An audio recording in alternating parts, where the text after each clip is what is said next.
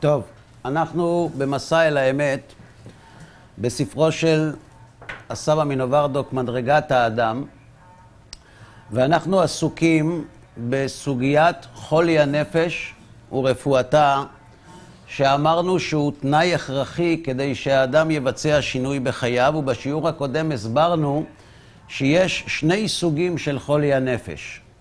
החולי האחד הוא סדר עמידה של הערכים בצורה לא נכונה, דהיינו בהענקת משקל לא נכון לערכים שונים שהאדם כפוף עליהם. והחולי השני הוא חוסר היציבות ברצון של האדם ובשאיפות שלו. והוא כותב כך: הוא מבהיל על הרעיון איך הולכים רעיונותיו של האדם הפשוט, כי לא יחדש לו רעיונו שום דבר בטבעיות שלו, ובכל זאת הוא מתמיד בהם וחוזר חלילה עד אין סוף, ואינו יכול לעוזבם. יען כי כל טעמי הטבע מהערב לשעתו של העבר מונחים לו בזיכרון, ויכול להתעמק בהם, ולוקח מופת חותך על טוב העולם הזה, ובכל רגע יזכיר לעצמו את המופת המדומה עד שניסת לרדוף אחר העולם. הוא עושה כאן בסוגיה מאוד מעניינת. הוא אומר כך: יש לאנשים לא מעט פעמים שכאשר הם מגשימים חלום כלשהו, לאחר הגשמת החלום מופיע טעם טפל שמתלווה להגשמת החלום. כלומר, הוא עמל במשך המון זמן כדי למלא חיסרון כלשהו. כשהוא ממלא את החיסרון הוא מתענג, אבל לאחר שהוא ממלא את החיסרון העונג פג. נאמר את זה בצורה קצת יותר ברורה. אנחנו למדנו יותר מפעם אחת שהתענוג הוא תוצר לוואי של מילוי חיסרון. כלומר, לכל אדם יש חיסרון, וכאשר הוא ממלא את החיסרון הוא מתענג. ברור. מה קורה כשהחיסרון מתמלא? זהו. והחיסרון חדש. מה קורה כשהחיסרון מתמלא? פג תוקף התענוג. למשל, לאדם יש חלום לקנות בית, שיהיה לו בית, והוא חולם עליו, והוא קונה את הבית. האם כשהוא קונה את הבית הוא נהנה? כן. כן. האם כשהוא מתגורר בבית הוא נהנה? גם כן. מתי העונג מהבית פג? כאשר הוא כבר לא מרגיש את החיסרון. מתי הוא חוזר להרגיש את החיסרון? כשהוא שומע שלפלוני אין בית. לי יש, אני מאושר. אבל ברגע שהחיסרון מתמלא, והוא כבר לא מרגיש שחסר לו, פג תוקף התענוג. למה הוא ממשיך לרדוף אחר מילוי החסרונות הבאים? הרי הוא כבר יודע שיקרה אותו דבר. לא קצת יותר טובה. ועדיין הוא נהנה מהבית, זה לא שזה נגמר לגמרי. הוא מכור. הוא נהנה מהיות לו בית, זה נכון. הוא נהנה מהיות לו בית. הוא משתמש בבית, הוא נהנה מהבית. הוא נהנה מהיות לו בית כיוון שכשיש לאדם בית הוא ממלא חיסרון. חיסרון מתמשך. נכון. אבל האם החיסרון, כשיש לו את הבית, שיהיה לו בית, זהה לחיסרון כשעוד אין לו בית? לא. לכן, כשיהיה לו בית, הוא יהנה פחות. אמנם עדיין הוא צריך קורת גג, והוא שמח שיש לו בית, ושהבית שלו ממוקם במקום טוב, כל אמת. אבל עדיין החיסרון יותר קטן. אז מה גורם לאדם להמשיך לרוץ? זה מה שהוא אומר. ובכל רגע יזכיר לעצמו את המופת המדומה עד שניסת לרדוף אחר העולם, ולמרות זאת הוא ממשיך לרוץ. מדוע? כי מה שיש לאדם בדמיון, זה נכון שעכשיו אני נהנה פחות, אבל היה תענוג עצום. ועל התענוג הזה הוא בונה את הריצה אחר המילוי הבא. כלומר, הוא מתעלם מהפחתת העונג, ומתרכז בזיכרונו בעונג שהיה. דוגמה, לפעמים אדם עובד בעבודה מסוימת, ויש לו המון ביקורת וסבל במקום שהוא עובד, ואז הוא עוזב את העבודה. כשהוא עוזב את העבודה, מה הוא זוכר ממנה? תלוי. אם הוא מצא עבודה אחרת טובה יותר, הוא זוכר את הלא טוב מהעבודה הקודמת. אבל אם הוא מצא עבודה פחות טובה מהעבודה הקודמת, הוא זוכר את הטוב שבעבודה הקודמת. ואנחנו שואלים אותו, למה אתה כל כך מתגעגע? הרי אתה עזבת את המקום, התלוננת כל הזמן. יש לנו הטבע הזה, שכאשר אנחנו מסיימים דבר מסוים, אנחנו זוכרים את החלק הטוב שבמצב הקודם. אנחנו לא זוכרים את הקשיים, בתנאי שהמצב של עכשיו הוא פחות מענג מהמצב הקודם. כלומר, אם עכשיו אנחנו חסרים יותר ממה שהיינו חסרים אתמול, אנחנו נזכור את העונג של אתמול ולא את הסבל של אתמול. והזיכרון של התענוג גורם לנו להמשיך לרדוף, כשאנחנו לא זוכרים שבחשבון שעשינו תענוג מול סבל, העדפנו לוותר על התענוג רק כדי לא לסבול. מאיפה זה בא?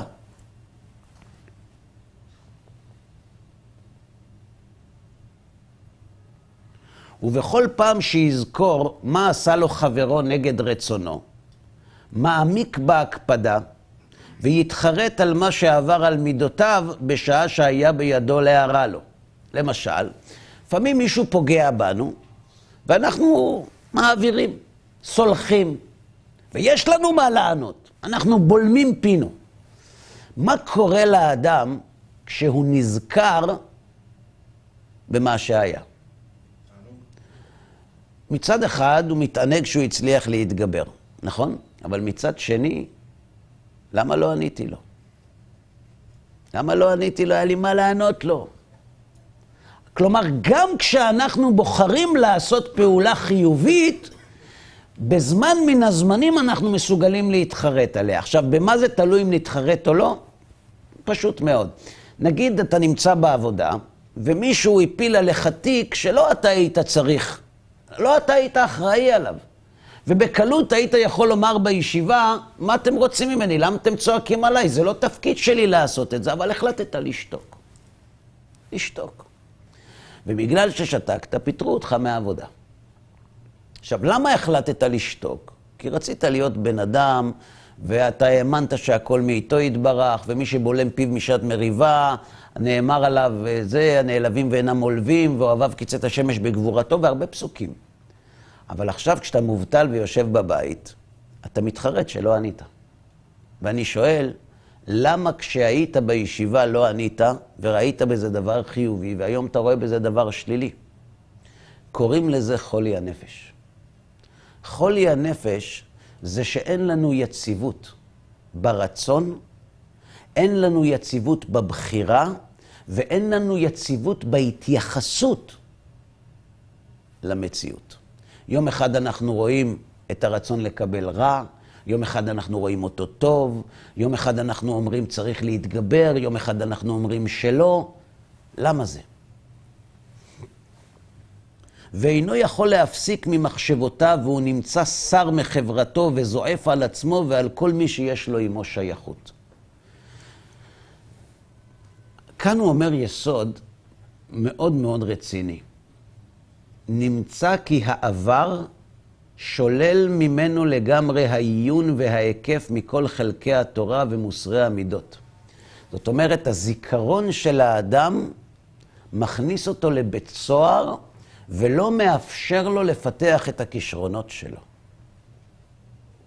הזיכרון זה העבר, והעבר שלנו, הזיכרון של התענוג, הזיכרון של הפגיעה, הזיכרונות לא מאפשרים לנו לפתוח דף חדש, לעשות שינוי. ולהשתעבדות לזיכרון השלילי קוראים חולי הנפש. זה מסתדר אבל עם יציבות? כדי שני דברים שונים, אתה אומר. זה חוסר יציבות. אם בגלל שאני מתרכז בעבר. ההתרכזות בעבר היא לא דבר קבוע. אנחנו הרי חיים את ההווה. אבל העבר משפיע לנו על ההווה, אז אנחנו רוצים מצד אחד להתחיל משהו חדש, ומצד שני פתאום בא הבום של הזיכרון מן העבר.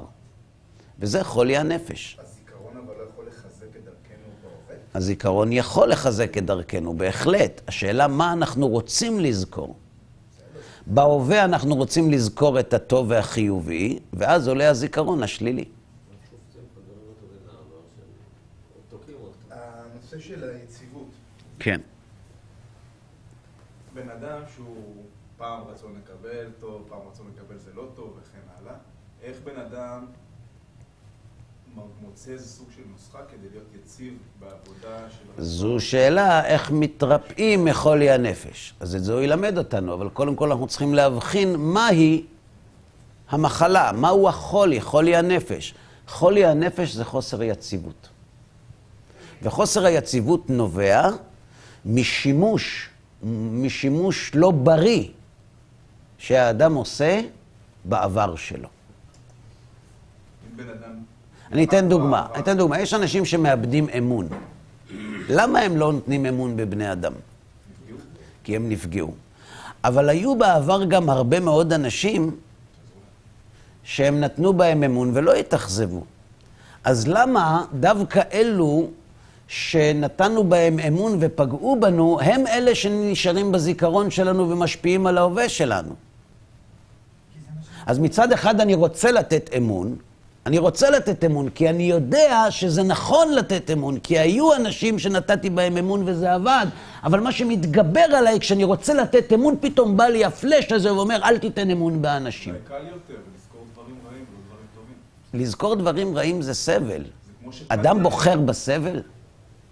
למה הוא לא יזכור את העונג שלו? זה סוג של הזהרה. זה קשה יותר. אני רוצה לברוח מסבל יותר גדול. נכון. זה נורא במצוקה. נכון. לכן, אומר סבא מנוברדוק, אם לא נבין איך המערכת הזאת עובדת, לא נוכל לעשות שינויים. לא נוכל לעשות שינויים מסיבה פשוטה.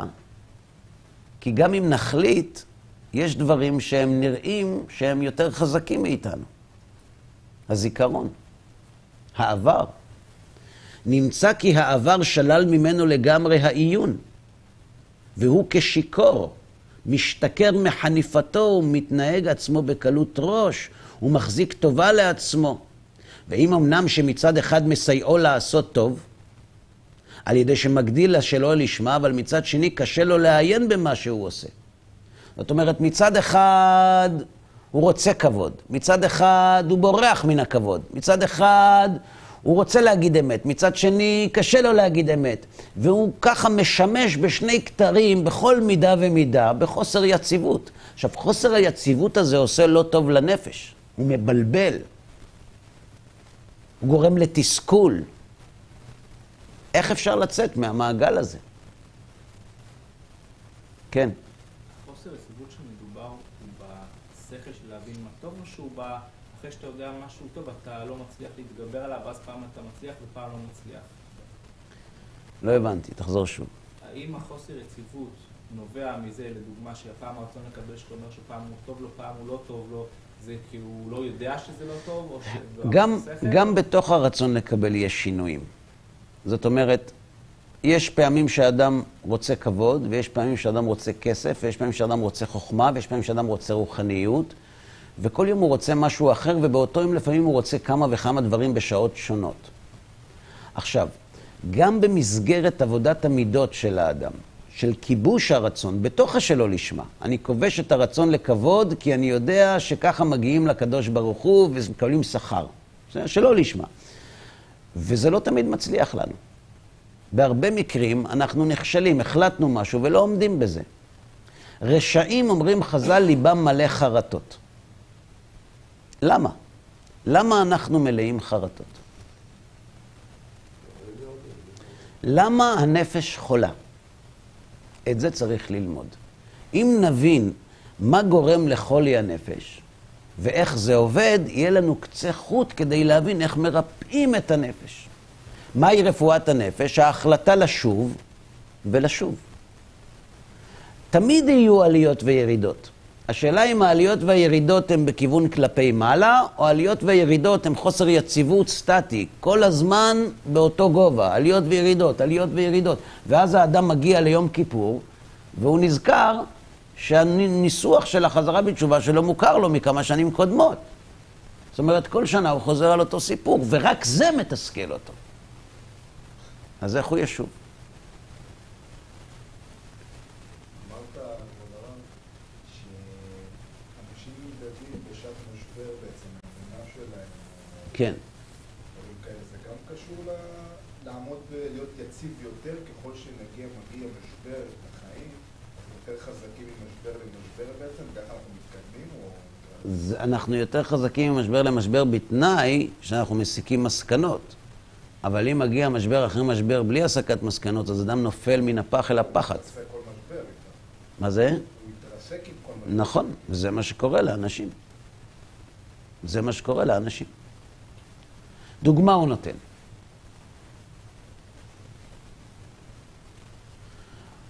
וכמה חושב האדם אודות הביקורת ששמע עליו? וכמה מתעמק לחשוד את חבריו אשר לא יחזיקו אותו למושל על יצרו וכדומה. ולא יפרוש מחשדו אפילו שעה אחת, והקיצתו הקיצת הקרב. וכל שכן על ביקורת שאמרו עליו שלא בפניו. וירגיש אשר אין לו אוהב נאמן, וכל מי שמראה לו נאמנות רק את טובת עצמו הוא דורש. ומטעהו בשפת חלקות עד שבא לחשב צעדים של פירוד לבבות לעשות שני עולמות. וכה הוא חוזר במחשבתו עד אינסוף, הוא מתחיל בחניפות ומסיים בביקורת. זאת אומרת, מצד אחד הוא מנסה למצוא חן בעיני האנשים. מצד שני, אין לו אמון באנשים. והוא מטלטל. אדם כזה לא יכול להתקדם בעבודת השם. הוא לא יכול להתקדם בשום דבר. הוא לא יציב. ואת החולי הזה, הוא אומר, צריך לתקן, ואת זה נלמד בעזרת השם בפעם הבאה. עד כאן להיום.